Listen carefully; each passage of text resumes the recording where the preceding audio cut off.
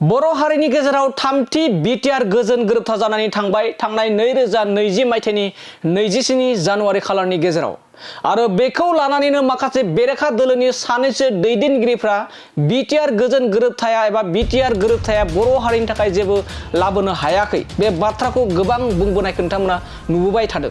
नाथाय बेखौ लानानै दिनै मिरु दुलाराय बर' फरायसा आफादनि गाहाय नेहाथारि बिथां खनिन्द्र बसुमतारी बिथाङा रोखा फोरमायदों जे बिटिआर गोरोबथाया जोंनो जेबो होआखै होननाय बाथ्राया गनायजाथाव नङा, जेराव बिटिआर गोजोन गोरोबथानि गेजेरजोंनो गोबां जोंनि ओनसोलाव गोजोन खौसेथि जौगानाय फैदों बेखौ लानानै बाथ्रा बुंदों खनिन्द्र बसुमतारी बिथाङा। लोगोसे दिनै रोखा फोरमायनो हायोदि बिटिआर गोजोन गोरोबथानि बायदियैनो एबा बिटिआरनि आथिखालनि जा प्रमद बर'नि दैदेननाय बिटिआर सरकारनि दैदेनगिरि बिथांमोननि नाजानायनि दिनै बारग' एनडिबि जेराव एनआइ केसनि जाहोनाव एबा एनआइ केस नांनानै जेल जानांनाय 4 बारग' एनडिबिफोरा दिनै उदां अख्राङाव जेराव बेल मोननो हाबाय। बेफोरबायदिनो गोबां मानि बिटिआर गोजोन गोरोबथाजों गोजोन फैबाय होननानै बाथ्रा बुंनायखौ बे समाव नुना मोननाय जादों मिरु दुलाराय बर' फरायसा आफादनि गाहाय नेहाथारि खनिन्द्र बसुमतारी बिथाङा। लोगोसे राव हारिमु ओनसोलनि जौगानाय बायदि बायदि बिथिंखौ लानानै बाथ्रा बुंदों बिटिआर गोजोन एबा बिटिआर गोरोबथाखौ लानानै। दानिया फैदो बिदिब्ला मिरु दुलाराय बर' फरायसा आफादनि गाहाय नेहाथारि खनिन्द्र बसुमतारी बिथाङा बिटिआर गोजोन गोरोबथाखौ लानानै माबायदि फिननाय होदों बिथांनिफ्रायनो जों आबुङै मिथिना लानि। बे बिथिङाव आं मोनसेल' खोथाखौ आं बुंनो लुबैदों, हारि हिसाबै जोङो स्ट्रागल आरो मुभमेन्ट आरो रेभुलेसनजों फैनाय बियो मोनसे हारि आरो जोङो स्ट्रागल खालामनांदोंब्ला रेभुलेसन खालामनांदोंबा मुभमेन्ट खालामनांदोंब्ला जोङो दिनै जातीय आफाद जों बयबो दिनै खामानि मावनो जोङो ज' दंलायलायोब्ला हारिनि खोथा जोङो रायलायलायदोंब्ला दिनै जोङो जातिखौ जौगानायनि मोनसे सिमांखौनो लानानै जोङो दिनै खामानि मावबाय थादों। बेवहाय जातिखौ नस्थ' खालामनायनि बाथ्रा बेवहाय फेरलेबसेबो बेवहाय गैया। दा बेवहाय बाथ्राया बुजिनो गोनाङा मिथिनो गोनाङा नैबे बाथ्रासो जे जोङो जिर'निफ्राय जोङो स्टार्ट खालामनानै जोङो रेभुलेसन स्टार्ट खालामबाय। जिर'निफ्राय स्टार्ट खालामनानै जोङो लेंगुवेजनि थाखाय जोङो मुभमेन्ट जोङो स्टार्ट खालामबाय। जिर'नि थाखाय जोङो सोलोंथाइ जोङो जौगानायनि थाखाय जोङो स्टार्ट खालामबाय। दिनै जिर'निफ्राय जागायनाय बे बर' रावा संबिधानिक मोनसे रिकगनाइजेसन जाबाय।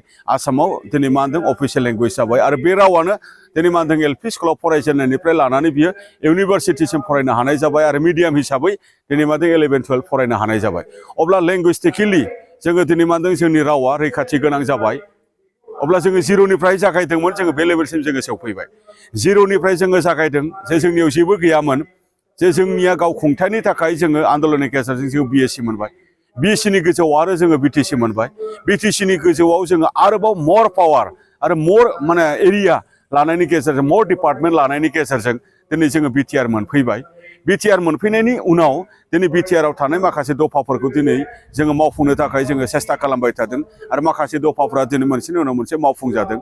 दा नोङो जिर'निफ्राय जागायनानै जे जोंनि जौगानायनि जेनाखि ग्राफ बेखौ जों जुदि नायोब्ला बियो जौगानाय फारसेनो थांगासिनो दङ। दा बै बुंग्रा मानसिफ्रा बबे बिथिंखौ नायनानै बबे बाथ्राखौ मा बुंनो नागिरदों जों बुजियाखै। ना बिथांमोना ब्लाइन्डलि बुंदों, ना बिथांमोना पलिटिकेलि मटिभेटेड जानानै पलिटिकेल सार्थनि थाखायल' सोरबा मोजां खामानि मावग्रा मानसिफोरखौ डिमरेलाइज खालामनो बा केवेस खालामनो थाखाय बिथांमोना बै बाथ्राफोरखौ बुंदों। बेयो जोंनि बाथ्रा आरो दा बेवहायनो रायजो राजाफ्रा गोनो गोथो जानो गोनां गैया। दिनै बिएससिनि गोजौसिनाव बिटिसि जाबाय, बिटिसिनि गोजौसिनाव दिनै बिटिआर जाबाय आरो जोंनि ओनसोला जे ओनसोलखौ लानानै बिटिएडिमोन बे ओनसोला दिनै नामा सोलायनायनि गेजेरजों बिटिआर जाबाय आरो बेवहाय सनितपुर बिस्वनाथआ दिनै दाजाबजानायनि नोजोर आरो थांखिजों 60टा गामिया दिनै दाजाबजाबाय आरो दिनै मा होनदों बे गोजोन गोरोबथानि गेजेरजोंनो कसारि काउन्सिल मोनसे दाजाबाय आरो बे गोजोन गोरोबथानि गेजेरजोंनो दिनै मा होनदों 280 आर्टिकेलनि गेजेरजों 6 सिडुलाव मर फाइनान्सियेल पावार बेवहाय फैनो थांगासिनो दङ आरो कार्बि आंलंनि बर'फोरखौ हाजोआरि एसटि जानो थांगासिनो दङ। बेनि गेजेरजोंनो बर' रावा दिनै लोगो सरकारि राव जादों। अब्ला जौगानायनिफ्रायथ' जौगादोंना, गोहोनिफ्राय गोहोसिनथ' जादों जोङो।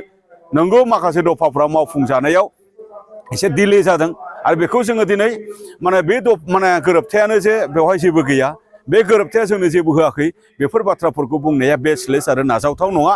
बेफोरो मोजांखौ गनायनो हायै गोसो मानसिनिसो बाथ्रा आरो पलिटिकेल सार्थ थानाय माखासे गोहो लुबैसोला बिथांमोननिसो बाथ्रा दा बेखौ लानानै बिथांमोननि बुंनायजों गाइडेड जाया समाजा जेब्लायबो मोजांखौ मोजां होननानै दिनै स्वीकृति होदों समाजा दिनै मा होनदों मोजांखौनो गनायदों समाजा इउनिभार्सेल माखासे बाथ्राफोरखौ दिनै एक्सेप्ट खालामो आरो बे बाथ्राफोरखौनो फोथायथिखौ लानानै दुलाराय बर' फरायसा आफादा खामानि मावलांबाय थागोन दिनै दफा मावफुंनायनि बाथ्राखौ जुदि रायलायोब्ला बिटिसि गोरोबथा 2003 मायथाइयाव जालांनाय जि गोरोबथा बिनि दफाफ्राबो दिनैसिमावबो मावफुंजाजोबाखै दिनै आसाम एकर्ड जालांबाय आसाम एकर्डनि दफाफ्राबो दिनैसिमबो मावफुंजाजोबाखै बा नर्थ इस्टआव गोबां अर्गेनाइजेसना नोङो एकर्ड खालामलांबाय थांनाय समाव बिथांमोननियाबो दिनै मावफुंजाजोबाखै दा दिनै जोंथ' बुंनो लुबैयो दिनै गोग्गायै बिटिआर गोरोबथाया 2020 मायथाइयाव माने जालांनाय बियो मोनसे गोजोन गोरोबथा बे गोजोन गोरोबथानि दफाफ्रा जे स्पिडियाव माने मावफुंजादों खुनु गोरोबथाया नर्थ इस्टआव बा इन्डियायाव बेबायदि मावफुंजायाखै दा बे बाथ्राफोरखौ लानानै जोङो दिनै गोजोनो आरो थाबावनाय दफाफोरखौ जोङो फैबाय थानाय समाव जोङो बोरै मावफुंनो हायो बिनि माखासे खामानि मावनांगौनि थाखाय जोङो दिनै खामानि मावबाय थादों गोजोन्थों।